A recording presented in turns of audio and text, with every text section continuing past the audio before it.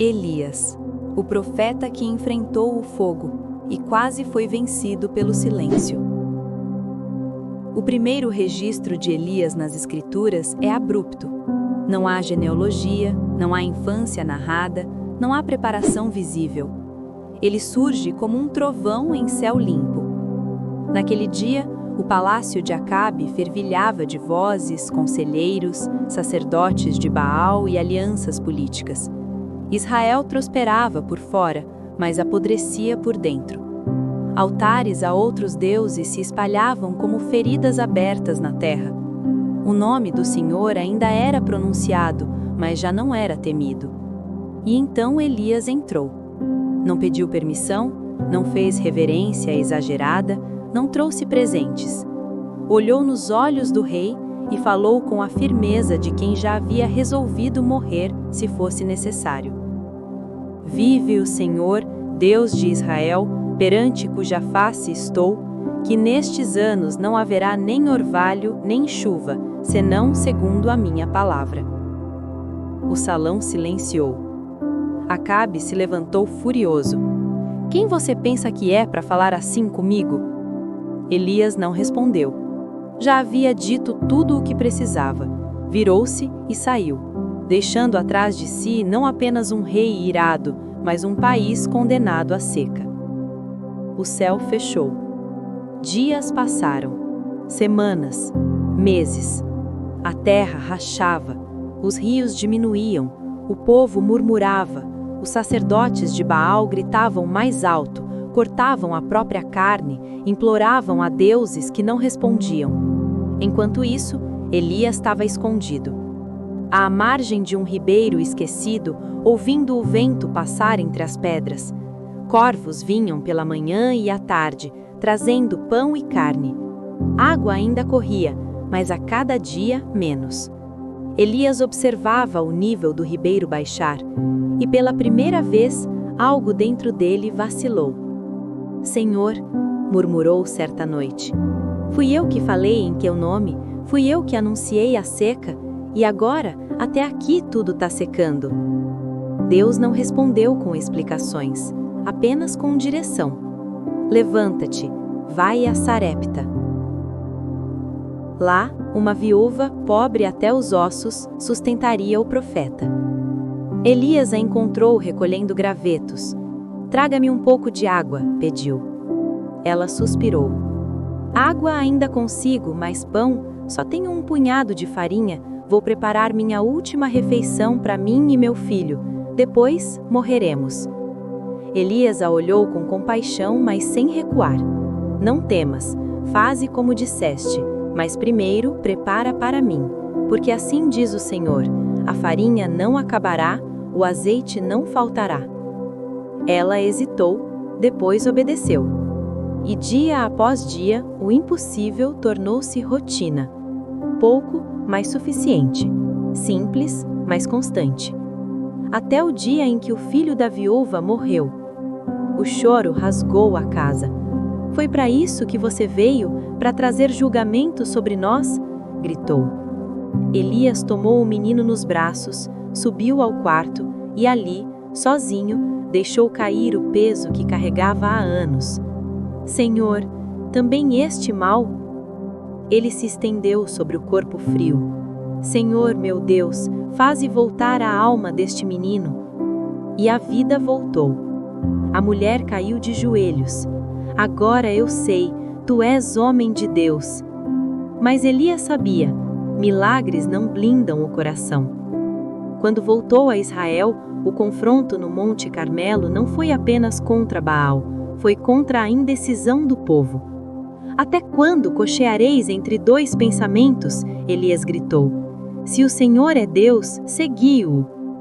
O fogo desceu, o altar foi consumido, o povo gritou, o Senhor é Deus.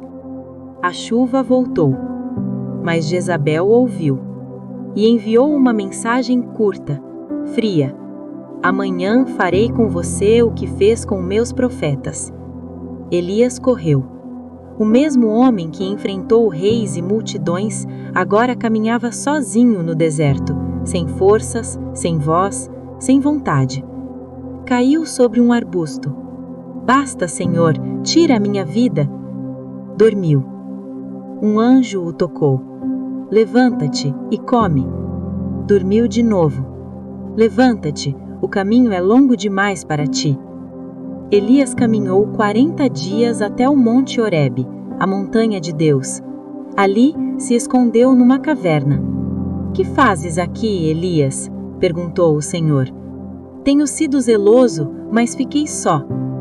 Veio o vento forte, veio o terremoto, veio o fogo, mas Deus não estava neles. Depois, um sussurro suave, e Elias cobriu o rosto. Deus não o repreendeu, Deus o restaurou. Ainda há caminho, ainda há propósito, ainda há sucessão. E Elias entendeu algo que mudaria tudo. Deus não fala apenas no fogo. Às vezes, ele fala no silêncio que sobra depois da exaustão. Elias não morreu como viveu, foi levado em um redemoinho, mas deixou algo mais forte que milagres, um testemunho humano, real, vulnerável. Moral: o Deus que não exige força permanente. A história de Elias desmonta uma das mentiras mais perigosas da espiritualidade, a ideia de que homens de fé verdadeira nunca se cansam. Elias desceu fogo do céu, confrontou reis, humilhou falsos deuses e moveu uma nação inteira. Mas nada disso o preparou para o peso do silêncio que veio depois, porque milagres impressionam o mundo, mas não anestesiam a alma. A moral profunda da vida de Elias é esta: Deus não mede fidelidade pela intensidade das vitórias, mas pela honestidade da entrega. Elias não foi corrigido por pedir a morte, não foi punido por fugir, não foi rejeitado por admitir que estava no limite. Deus não disse: levanta-te, seja forte, pare de sentir isso.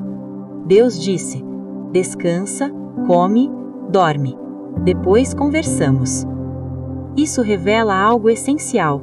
O Deus bíblico não exige força constante, mas verdade constante.